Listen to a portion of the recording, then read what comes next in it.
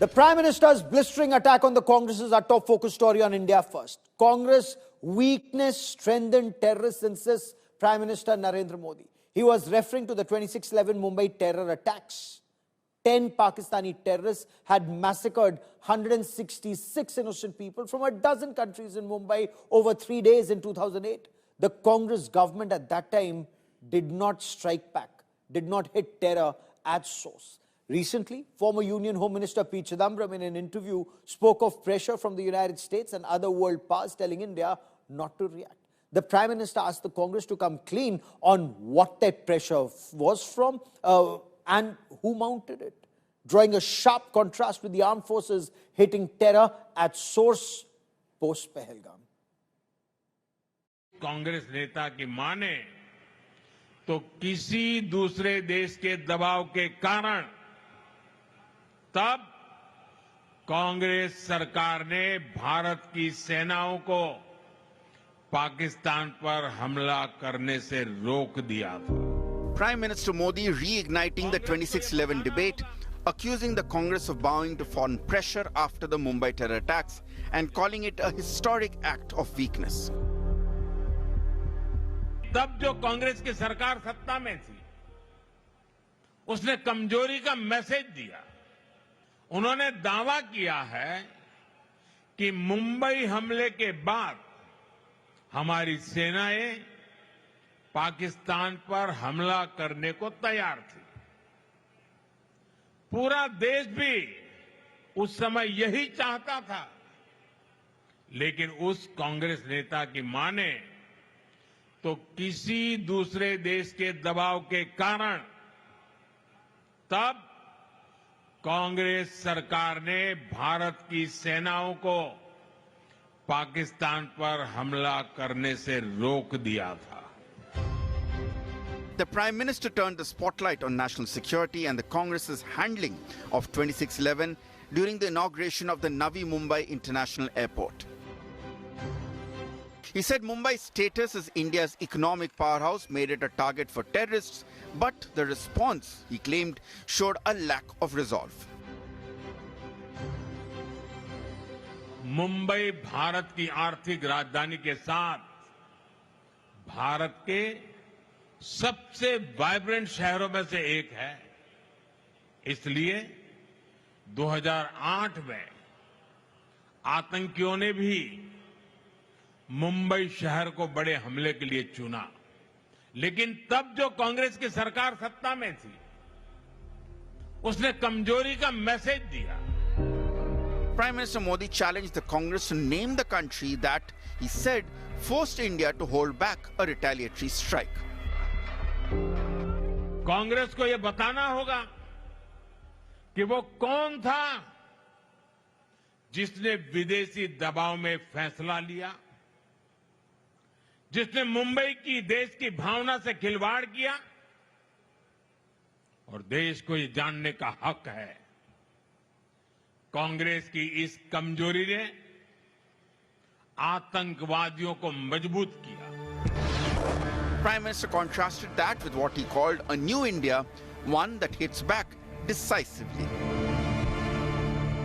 आज का भारत दमदार जवाब देता है. आज का भारत घर में घुसकर मारता है.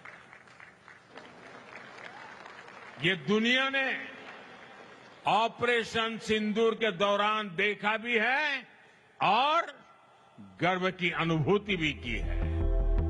His remarks came amid a political storm which was sparked over former Home Minister P. Chidambaram's recent interview, in which he had said that the whole world had descended on Delhi after 26/11 to prevent India's retaliation, and that then US Secretary of State Condoleezza Rice had urged restraint.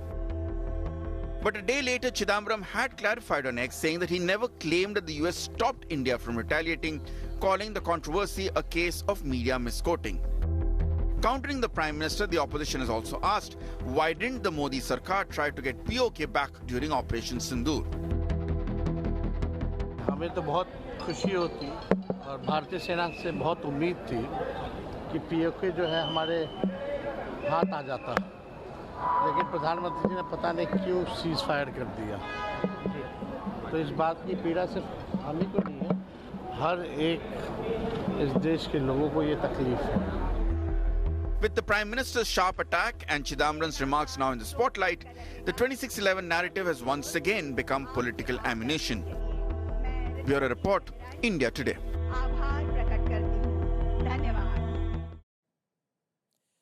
Air Chief Marshal Fali Homi Major was the Chief of Air Staff in 2008 when those 10 Pakistani terrorists had attacked Mumbai. I spoke to him about it, and in an exclusive interview, he told me that the Indian Air Force had plans ready to hit terror at home. And the three chiefs then had taken that plan to then Prime Minister Dr. Manmohan Singh in the Cabinet Committee on Security. However, the permission to strike terror at source never came. I asked him if Indian inaction had actually emboldened Pakistan. Listen in to his response, a brief excerpt of that long conversation that we had on India Today some years ago. Air Chief Marshal Fali Homi Major, then Chief of Air Staff during 2611 Mumbai terror attacks. Air Chief, many thanks for joining me here on India Today, sir. Air Chief Marshal Major, after the 2611 Mumbai terror attacks, there was a meeting in South Block. What was your advice to Dr. Manmohan Singh's government? Gaurav, after the terror attack, when the chiefs were called to the Prime Minister's office to go through the preparations of the armed forces, etc., the Indian Air Force we had already discussed amongst our operational staff, and we had a plan ready, which was given to the Prime Minister during this briefing. And that's it. We left it at that for them to decide whether we go ahead with the plan that we had or not. Okay. Sir, without going into specifics, what were your options after 2611? Were you in a position to launch airstrikes either into Pakistan or Pakistan-occupied Kashmir? Absolutely. That's what I'm saying. Our aim was for airstrikes across, whether POK or wherever the government intelligence gave us the information about these terrorist camps. And what did the government say, sir? How did Dr. Manmohan Singh or the Cabinet Committee on Security, what was the response? There was no response. They said that they'll let us know. And that is that. We'll let you know. The Indian Air Force must have wargamed all of this.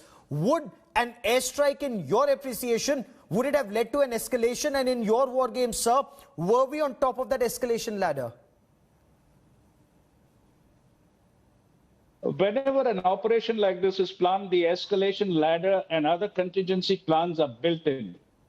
And we had all those plans ready and available with us. Okay, okay. And in your appreciation, sir, was it a mistake not to strike at Pakistan or not to strike back post 2611? In your view, did it embolden Pakistan to hit us again? Well, after the slaughter of our people in Mumbai, I mean, I personally was looking forward to a strike back to avenge that dastardly act of theirs in Mumbai. But whether it had to be done or not is a pure prerogative of the government, and we left it at that. In my absolute personal opinion, it would have taught them a lesson that messing with this country on a scale that they did on 2611, you will always get a very, very severe reply to if you ever repeat a thing like this or any other terror act within the sovereign land of India. Okay. So did the Congress weakness strengthen terrorists? Had India hit terror at source in 2008, would it have deterred Pakistan, a state sponsor of radical Islamist terror? Could lives have been saved in future? Is the Prime Minister responding to Congress barbs that he surrendered or accepted a ceasefire under American pressure? And does this statement of the Prime Minister today force the Congress on the back foot ahead of elections in Bihar?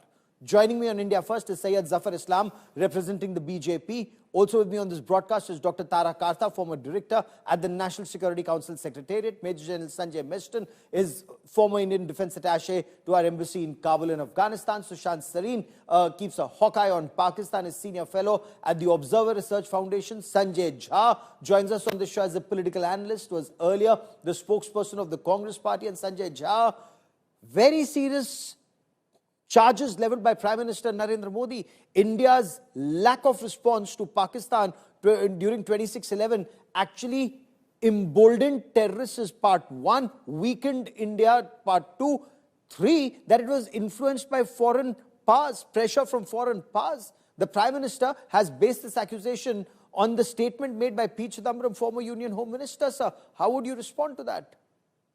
Gaurav, good evening, and to the fellow panelists as well. Since you have played the Prime Minister's speech repeatedly, it's only fair that you give me time to quickly rebut what I feel is the usual rhetoric that happens in the election season. Number one, as you rightly mentioned, Mr. Chidambaram has already denied that the way his statements have been interpreted are completely wrong. But here is the truth, and I'll give you that in bullet points. Mr. Modi is still recovering from the mammoth embarrassment and the monumental failure of our national security and foreign policy following the Pahalgam massacre. And let's not forget Pulwama either. The whole, muscular charisma that he had created, that everything is safe under his regime, has been completely smashed to smithereens. Donald Trump, by the way, as you rightly mentioned, has called out the ceasefire that he brokered, to use an American financial term. And Mr. Modi has not been able to respond to him man to man or leader to leader. He's tried to kind of divert it, but there has been no categorical response. Point number 3, what do? We play cricket with Pakistan.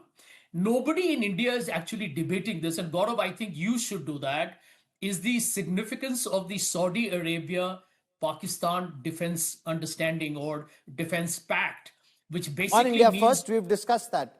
We've discussed that not just on India First, also Chakravarti. However, my question to you was Congress inaction during 26/11, and since you stay in Mumbai, you would understand the agony. I've covered 26/11. I was in Mumbai outside Taj when those Pakistani terrorists were neutralized, outside CST, covering it over those 3-4 days, and subsequently, the air chief then told me they had a war plan. They wanted to strike terror at source. That permission never came. And when, I'll get Syed Zafar Islam to respond whatever way the BJP may want to respond. But as someone who's been covering national security, let me do inaction my part then first. And targeting 9 terrorist camps now, 11 air bases and 6 radar stations. Do you see inaction versus this action, sir? I don't think so at all. In fact, I would recommend to you, and I'm sure you already have, is please read Mr. Shiv Shankar Menon's book. In fact, his whole book is on multiple foreign policy issues. And memoirs, he's commented on decisions, that as how well. they're made inside. Now, in fact, I have a point. question for you on that. Go on, sir. Please complete your point. Yeah, but let me finish my point. I think under Mr. Modi, today, we have never been as vulnerable diplomatically or in national security as now. And I want to mention this very quickly. You have seen that the Pakistan Prime Minister and the General, or the Field Marshal, has been at the White House with Donald Trump. Saudi Arabia has a defense pact with Pakistan. Russia is supplying arms to Pakistan. We are friendless in our entire neighborhood. And Pakistan and China are on a serious military axis, which was demonstrated in Operation Sindoor. What has and you Mr. still Modi haven't done to responded to strengthen my India? question of Congress He's been a inaction failure. when the Congress was in power. All the failures that you allege of the BJP, I'll get Syed Zafar Islam to respond to that. But you still haven't answered. Air Chief went to Dr. Manmohan saying we should strike terror at source, and no response, sir. That was my question to you. But Syed Zafar Islam, I'll come back to you. Sir, I'll come back to you because you've had opportunities twice now. Syed Zafar Islam, explain the reason and timing of the PM's attack on the Congress.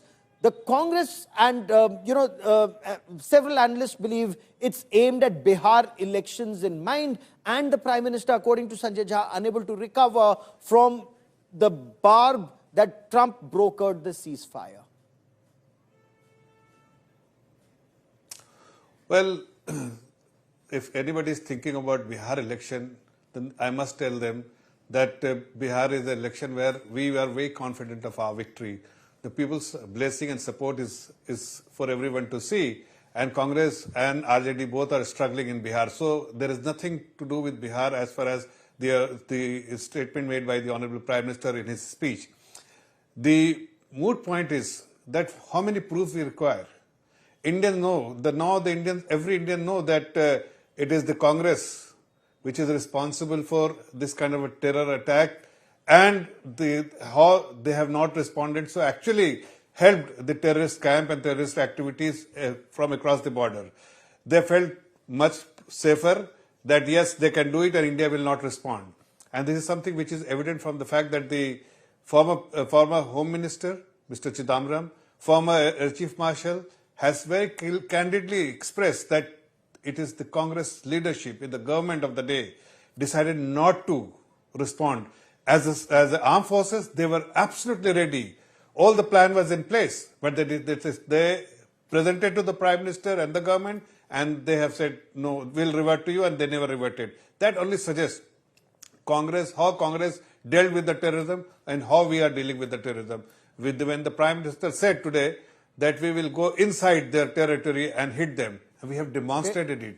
We have done it not once, we have done it many more times. And that is something which is for everyone to see. It is nothing to do with election. It is how we view the national security and how to safeguard the interests of the citizen, how to safeguard our citizen, how to safeguard the interests of our country. Fair enough. Sushant Sareen, your reading we see of the national India's security inaction. as an issue. Let me bring in Sushant Sareen. Sushant Sareen, you know, your reading of India's inaction post 26/11, I'd asked then Air Chief Marshal Fali, Homi Major, if it had emboldened Pakistan, and he said yes. You agree that India's inaction or coming under American pressure was seen as a sign of weakness? How would you see the Congress party today saying that Trump brokering that ceasefire is also a sign of India's weakness?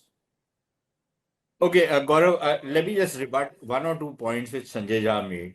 And you are asking him a question on the agony of Mumbai, and Sanjay, being a Mumbaikar, would understand it.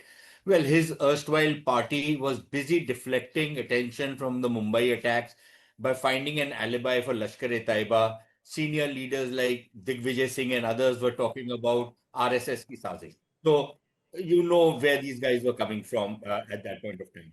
Sanjay talks about Russians giving weapons to Pakistanis. I would be very interested in being enlightened which weapons he's talking about. The jet engines that are being given, those started during the Congress period. And the Congress party did not do anything about it at that point of time. So that goes back more than a decade, even longer. 2012, I think, yes, sir. So Sanjay should be aware of that. On your main question, look, Gaurav, at one level, what the Prime Minister says was not true only for what the Congress party was doing, but virtually every government in India had the policy of turning the other cheek to Pakistani terror attacks. We remember what happened even during Op Parakaram. Yes. We took our forces to the border but never carried it through, partly because there was a lot of pressure on the then Vajpayee government to not go ahead with it. During 2008, again, there was pressure, and there's no need to hide it. It was, of course, American pressure.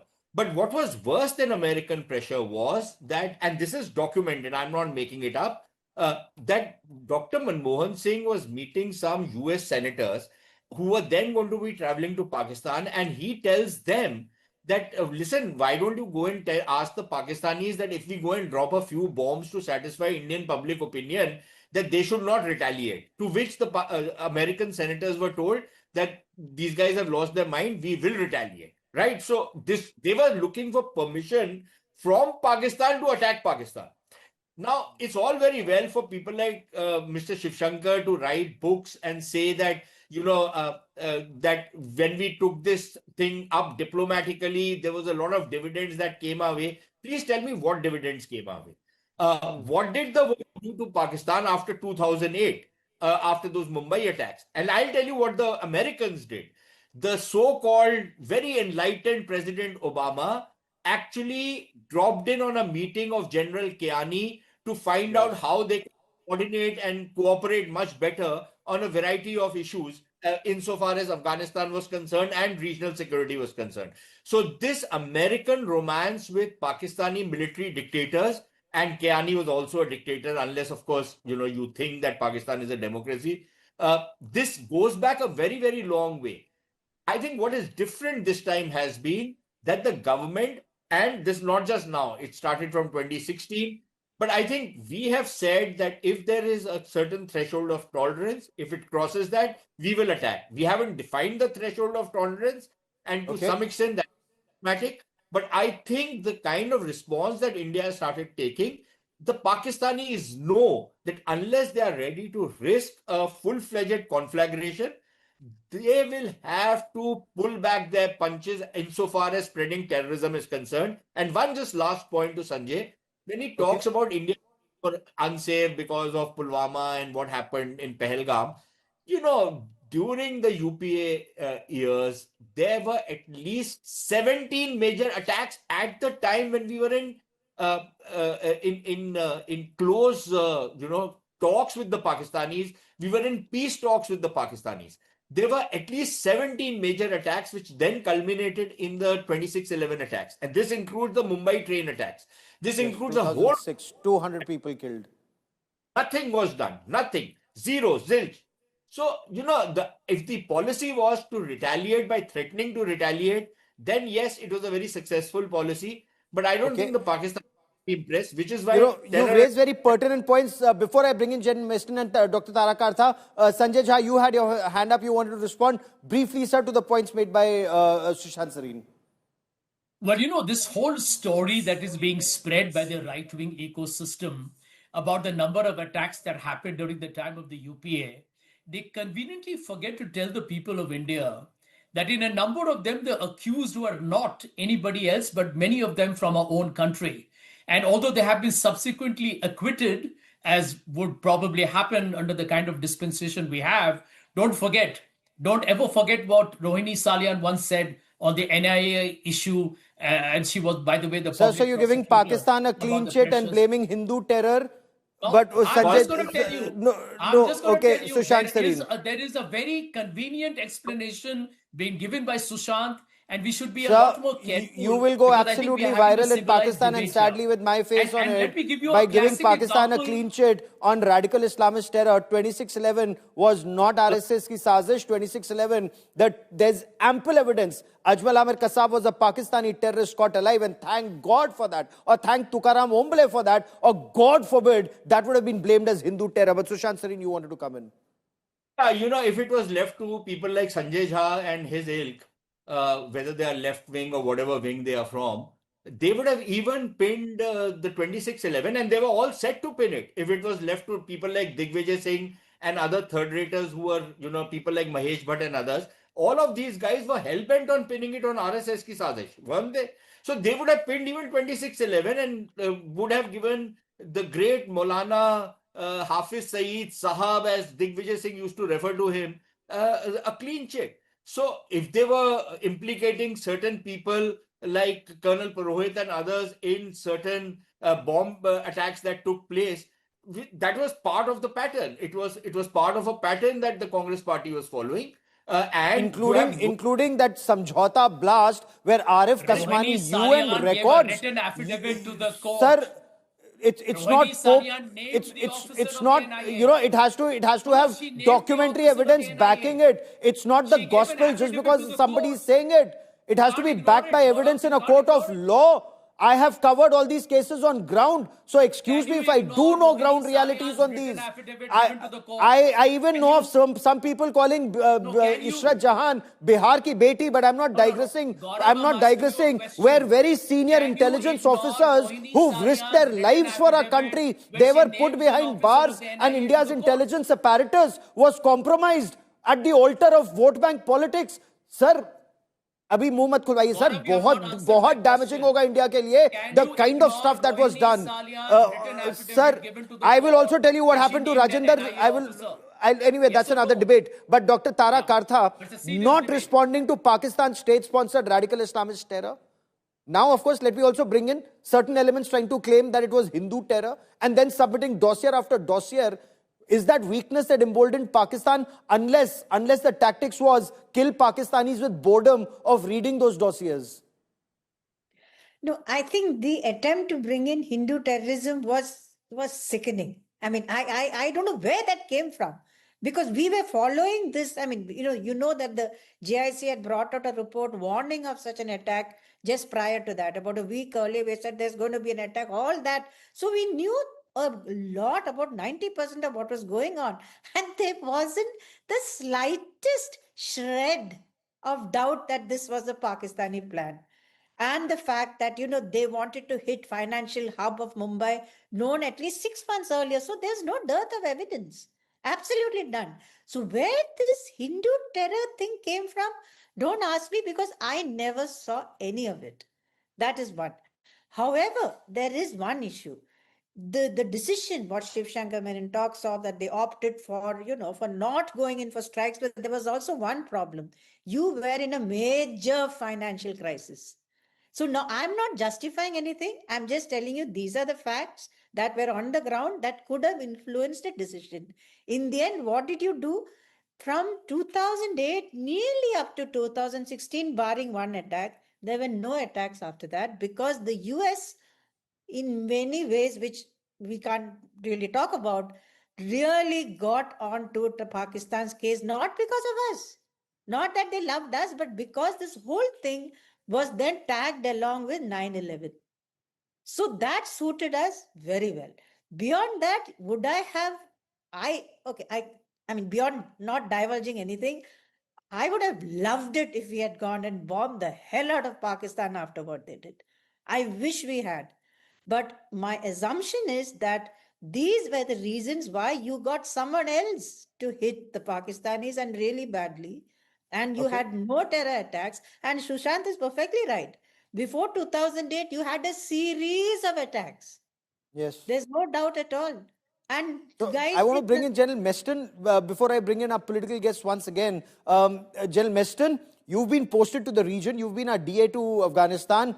If terror is not hit at source with interest, does it show weakness? Was not responding to Pakistan after 26/11 a sign of political weakness because the armed forces were ready to strike? See, Gaurav, firstly, armed forces were always ready for strike at any time. I would say, two guests, including Sushant Sareen, have mentioned that prior to 26/11, we had 17 attacks. And it all started from the parliament attack also in 2001.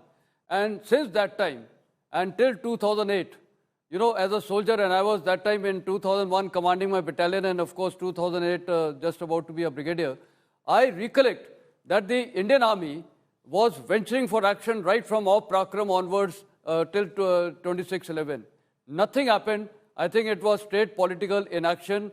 And the question you raised is, it shows sign of weakness. Definitely, yes, it shows sign of weakness. And therefore, now what has happened is we have taken firm and strong action. See, Pakistan is that state which has been, since 47, 48, they have been just attacking India. Now, of course, terrorism. They have to be only taught with one language, and that is to hit them hard. Hitting them hard sends a strong message, and I think Pakistan will keep attempting. Even I'm quite sure with President Trump blessing and the Asim Munir meeting him 2 times, I think I foresee that probably something may be in the offing in the near future. But yet India has to strike hard. And even tomorrow when Mutaki is visiting, that is the Afghan foreign minister, I think India needs to leverage something from Afghanistan. And that is we should force, get Afghans to unite, especially the Pashtuns. Unity is an important factor. Pakistan has just lost 2 officers and 11 men in Khyber Pakhtunkhwa. They've just lost 12 last month. I think 650 and counting this year. And this is when you're not counting the 300 odd lost during Operation Sindoor, terrorists plus men in uniform. But Sanjay Jha, you referred to Shiv Shankar Menon, former NSA, and his book, his memoir, Choices Inside the Making of India's Foreign Policy. Now, he writes that he'd advocated a limited military strike at a Lashkar-e-Taiba camp, the headquarters in Murid-Ke, using a cruise missile, perhaps a BrahMos supersonic cruise missile, but this was not approved by the leadership. I'm presuming Prime Minister Dr. Manmohan Singh, they feared civilian casualties, international repercussions. Shiv Shankar Menon and Chidambaram both indicate that Congress seemed to buckle under foreign pressure, sir. Well, Gaurav, I want you to look at one reality that we cannot ignore. Forget theories and prognostications or judgments. After Pulwama, we attacked Balakot, and I remember Mr. Modi's speech during the entire election campaign was that we got justice and this is going to obliterate any attempt by Pakistan to attack India again. And then Pulwama happened. I think we got to be very real about it, right? That end of day intelligence failure and national security lapses are something that have to be internally managed where this government has failed. I mean, are we aware that the Chabahar port sanctions have now been once again imposed back on India? Yes. That Pakistan got out of the Financial Action Task Force in 2023 with Mr. Modi being the Prime Minister. I mean, these are the things that we don't even talk about, but they tell you the weakness of Mr. Modi's government. Mr. Modi is a weak Prime Minister. His speeches and the grandstanding are not going to make any difference. I think the people of India have seen through the hyperbole. The hyperbole is there, and that is an election stunt. I don't think anybody takes that seriously. This government has been a failure to protect its own citizens and, above all, to keep our borders safe. Okay. Syed Zafar Islam, respond to the Congress saying, one, internally, our intelligence apparatus is weak. We are unable to stop a terror attack. Two, diplomacy is weak. And all of this, this talk of hitting 9 terror camps, 11 air bases, all of that is only diversionary tactics. Well, they have nothing else to speak. They have no leg to stand. That's why they are resorting to making this kind of statements. Having said that, when they speak about FATF, I think they need to understand it, yes, not directly under our control, but where we had the flexibility and the freedom and to take action against Pakistan in 2008, we did do that. And the global financial crisis cannot be the reason, because India is a strong country, there was a strong country as compared to Pakistan, and we could have easily taken action against them. But it is the intent, it is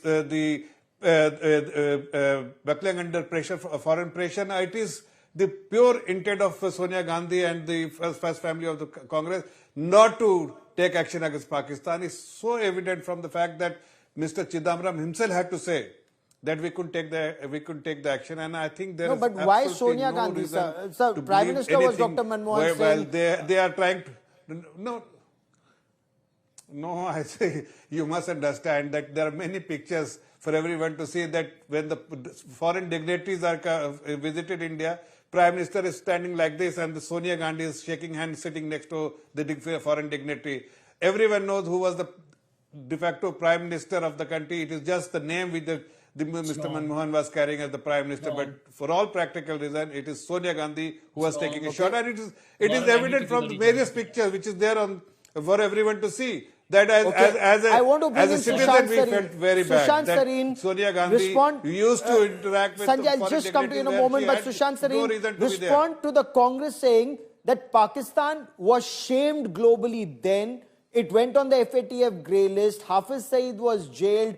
Post-Operation Sindoor, Asim Munir is whining and dining with Donald Trump. They're getting the AMRAAM, long-range air-to-air missiles. They're getting an IMF bailout. It's a failure of Indian diplomacy, says the Congress. I think Sanjay Jha has got his dates wrong. When was Hafiz Saeed jailed? Number one, he was jailed for money laundering. Now, when did Pakistan go into FATF in a serious manner? It was, I think, in 2018. When was Hafiz Saeed jailed? Maybe Sanjay Jha can inform us. He wasn't jailed after 2008. In fact, even Lakshmi was enjoying conjugal rights in whatever goes for a jail for terrorists in Pakistan.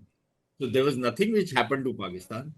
Pakistan being shamed makes no difference to them. They're such a shameless country. It makes no difference to them.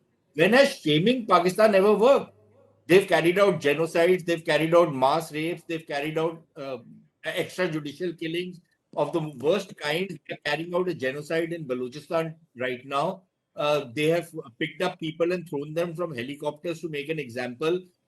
This used to happen by Mihir Gul the Hun, who used to throw people from cliffs, elephants from cliffs to hear their shrieks. The Pakistan army does that to soldiers from helicopters these days. So they are not shamed by anything. They are the most shameless community, right? So if you think that shaming Pakistan was your game, then good luck to you. It doesn't stop terrorism. Again, we have to be, I'll say something else, Gaurav, which is also controversial. Just kinetic action alone will also not stop terrorism, as we've seen in the case of Israel. Israel has carried out tit for tat action, but terrorism has continued to come at them. It is only after they decapitated Hezbollah and now they're doing it to Hamas that things could work out for them. So I think we need to be very careful and very, conscious of how to fight this menace of terrorism. But as long as we have a fifth column within the country which defends terrorists and tries to find alibis for them within the country, I don't see how we can ever fight terrorism coming from Pakistan or any other Dr. country. Tarakartha, are you also alarmed by the fifth column in our country? Because sometimes what is spoken by some here is exactly the language of Khwaja Asif or several others in Pakistan. I am extremely alarmed, very, very alarmed by this fifth column because it is spreading across. It's not just a bunch of, rogue politicians or anything saying it. It's spreading across the country. It's a form of grey zone warfare. It is very alarming. So this, in fact, but I just wanted to say one more thing is that I think it was 2 days ago that the Saifullah Kasuri was threatening us again. I mean, what on earth is this guy up to? And on top of that, you had that Pakistan businessman, Sajid Tarar. Look at the things he said. Unbelievable. So apparently, even if you sort of, and I mean, I find it a little hilarious to say that Modi was a weak prime minister. I don't think anybody has damaged Pakistan as much as we have in the last few years. Because also, I would like to underline this. You are now a strong economy. You have to guarantee that. All that you do is from that background, that standing. But the fact is, despite doing all this, these guys learned nothing. I mean, so this is not over by a long chalk. You got to wait for Mumbai's GDP, I think today is equal to that of Pakistan. So Mumbai is in fact, that is why Pakistan continues and tries to repeatedly target Mumbai. 1993, they tried to target Mumbai, 257 killed. 2006, 200 killed. 2008, 166 killed. Even after that, they targeted Maharashtra again. Zaveri Bazar was targeted. German bakery was targeted. There have been other terror attacks that have covered almost a lot of these on ground, including all the way to judicial action subsequently. I tracked those charge sheets and arguments in court, including David Coleman Headley in that Chicago court, that federal court. I covered his case and Tahawar Hussain Rana. And that is why I'm very concerned when people float this bogey of Hindu terror and compromise the interests of Indian intelligence officials who had actually carried out a brilliant operation in that Ishrat Jahan case. But a lot of that was compromised because of vote bank politics. But last 2 seconds I have on this part of the show. General Meston, Pakistan has lost 2 officers and 9 men in KPK just today, 650 this year. If we were to count Op Sindoor losses, 136 shaheed in their lesson, plus 100 plus terrorists according to the Home Minister. Army's assessment is about 300 plus terrorist security forces personnel killed. That would mean Pakistan has lost over 1,000 men in the past couple of months. Yeah, absolutely. Gaurav, they have lost about 1,000 military people. And I think they deserve it because that's a state which is sponsoring terrorism against India and it continues to do so. And India needs to continue to be very, very firm and we should not be in any manner deal with them. And especially now with Mutaki coming, I think we have to explore the option from Afghanistan in all respects. Beyond this, I think everyone can understand. And I think Pashtunistan or unity of Pashtuns is what India can focus upon because neither Taliban 1.0, neither Taliban 2.0 has ever recognized Durand Line. And Durand Line is something which India also must support Taliban, the present dispensation over there. And this is what will hurt Pakistan the maximum. Revival of this erstwhile the borders prior to 1893. Actually, Pakistan tried to suppress it, but that freedom struggle, whether in Baluchistan or in Pashtunistan, the Khyber Pakhtunkhwa region has always been on. Perhaps we'll have another discussion on that in times to come. UK Prime Minister Keir Starmer kick-started his 2-day visit to India from Mumbai today. His visit is focused on boosting UK-India trade ties. He's got the biggest ever trade delegation to India. He said it builds on Prime Minister Narendra Modi's visit to London earlier this year. He's leading a 125-member business delegation. It has companies like Rolls-Royce, BT, Starmer, Diageo. Starmer said India's growth means more jobs back at home. He meets Prime Minister Narendra Modi at the Global FinTech Summit, where talks are also likely to touch on issues like extradition of fugitives from law in India, including Vijay Mallya and Nirav Modi. After India's historic signing of the free trade agreement with the United Kingdom, also called the Comprehensive Economic and Trade Agreement, on July 24th this year, British Prime Minister Sir Keir Starmer has landed in India's financial capital, Mumbai, for a 2-day visit. The FTA signed during Prime Minister Narendra Modi's visit is due to come into effect next year. Prime Minister Starmer is leading a delegation of 125 CEOs, entrepreneurs, cultural leaders and university vice-chancellors to boost trade relations between both countries. This is also the biggest UK trade mission ever to come to India. This is the biggest trade mission that the United Kingdom has ever sent to India. That FTA is really important for us. It's the biggest deal that we've struck since we left the EU. And I think it's the biggest deal that India has ever struck. But the matter of issuing visas to Indian workers and students is not priority for Prime Minister Starmer when he meets Prime Minister Modi on Thursday. While speaking to reporters en route India, Starmer said there will be no relaxation to visa rules for India. Instead, the focus will be to take advantage of the free trade agreement that we've already struck. In wake of President Trump's changes in the H-1B visa policy, when Starmer was asked whether the UK was trying to attract tech professionals, he said the country wanted to attract top talent, but said there were no plans for new visas to India. As Starmer's Labour Party trails the populist Reform UK party in polls, the British Prime Minister is trying to take a restrictive stance on both immigration amid high public concern about the issue. The trade deal between India and UK will see UK cars and whiskey becoming cheaper to export to India and Indian textiles and jewellery cheaper to export to the UK. It also includes 3-year exemption on social security paid by Indian employees working in the UK on short-term visas. With Mahashweta Lala, Bureau Report, India Today.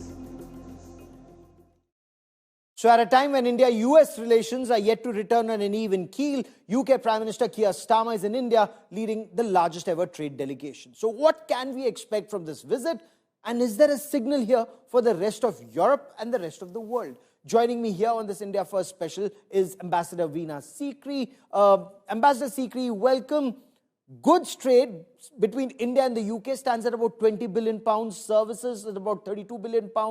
What are specific areas you believe where the relationship can now take off, and can it help counter the impact of the US tariffs in the near future? Ma'am, I think you're on mute. Request you to unmute. Yeah, well, good evening, Gaurav. To answer your second question first, I think, yes, this trade deal, a very significant trade deal, signed the CETA, Comprehensive Economic Trade Agreement between India and the UK, is precisely targeting 99% duty-free exports from India to the UK. And they're going to cover precisely those same areas of gems and jewelry, shoes, carpets, and so on that have been affected in their exports to the USA. So there is a big scope to, redirect the exports from USA to UK. We also know that the President Putin of Russia has also offered to take a lot of goods. So I think this is important. But overall, this, as Prime Minister Keir Starmer himself emphasized, this is the largest trade deal, economic and trade agreement that UK has entered into after leaving the EU. After Brexit, this is their largest deal. So obviously, this is a significant indication of where the UK is looking for its future growth and prosperity. They are looking at creating jobs in the UK for their people through this a very important economic and trade agreement.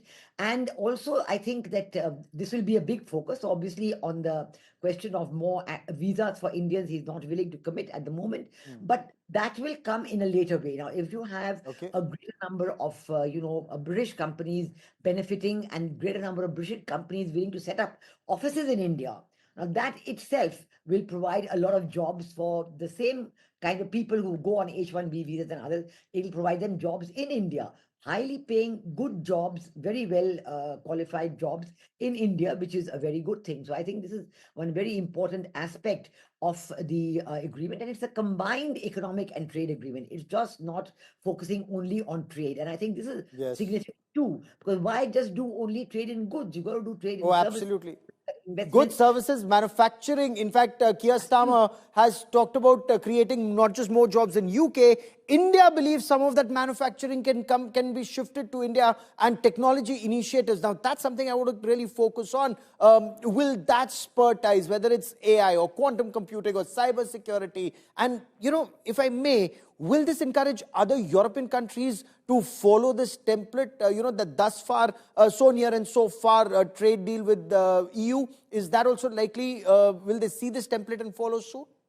I think so, because Commerce Minister Piyush Goyal has already said that the India-EU FTA will be done by December, which is just about 2 months away. So I think that, yes, it does have a positive impact. And I think the fact that Prime Minister Keir Starmer has brought this huge delegation, largest ever, 125 people, I think it shows the kind of companies, the best British companies are represented here, vice chancellors of universities are represented here. And that brings me to another aspect of UK-India cooperation, which is quite significant, very significant, is defense and industrial cooperation. The defense deals. Rolls-Royce is looking at the engines for the medium combat aircraft. Thales is looking at other, very high intensity, high technology missiles and so on, that it could do either joint manufacturing or transfer of technology, or, in the beginning purchases, but accompanied by, so these are very significant areas. And this is part of the comprehensive 10-year vision that India and UK have evolved for their bilateral relationship, which was when our Prime Minister went to UK in the month of July, when the FTA was signed. So the 10-year perspective is a very important one. They're working within a different framework. The UK sees this, and I think there's bipartisan support for this CETA, Comprehensive Economic and Trade Agreement. In the UK, it will be discussed in their parliament and approved, we hope, very shortly. And in that way, it'll come on board, come into force. Since you mentioned defense, when I was covering, just before the Kargil war, after the Pokhran test in 1998, our entire Sea King and Sea Harrier fleet was grounded because of Pokhran test, post-Pokhran sanctions. America imposed sanctions, Britain followed suit. So, British-made aircraft could not fly, or Hepters could not fly. In your view, given the current tensions with the United States, can we trust the UK and the US on critical defense technology? That's a very important question. And I think that if such technologies, such manufacture or such purchases by India are accompanied by transfer of technology, and accompanied by manufacturing in India, phased manufacturing, of course, it can't be done immediately, but phased manufacturing in India, very much like what we have done in our agreements with Russia on, manufacturing and then transfer of technology and transferring the manufacturing to India as well. I do think with the UK, it could work because the British companies are very interested in it. So that is an important point. And they've shown their interest by coming to Bombay at this stage.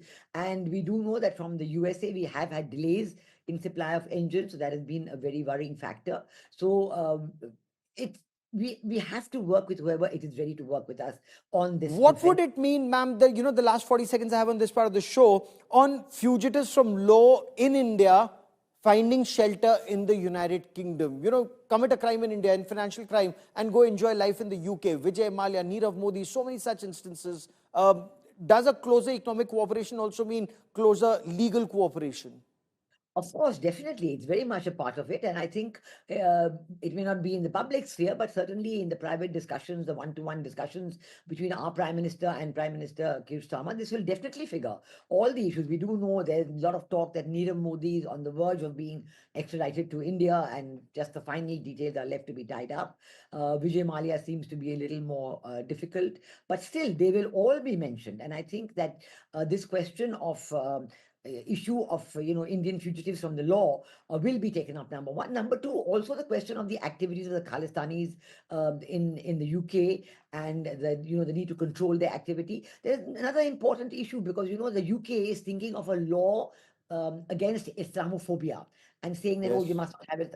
But there's a lot of talk in the UK that the Hindus and the Sikhs are equally worried. That why only against Islamophobia? There's Hindu phobia as well. There's Sikh phobia as well. So all these religious aspects, when people, attack somebody or do violent acts in the name of religion, then I think we've seen that in Leicester recently, Birmingham. We've seen this in the Midlands.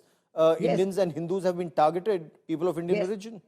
And we will certainly talk to the Prime Minister of UK about saying that, look, you must look at all religions together. You can't do one religion at a time, because the issues are the same. And this pressure by the Islamic community there is trying to exclude other religions from this. We'll be tracking that story very closely. Ambassador Sikri, for joining me here on this India First special broadcast. Many thanks. That is all I have for you on India First this evening. Many thanks for watching.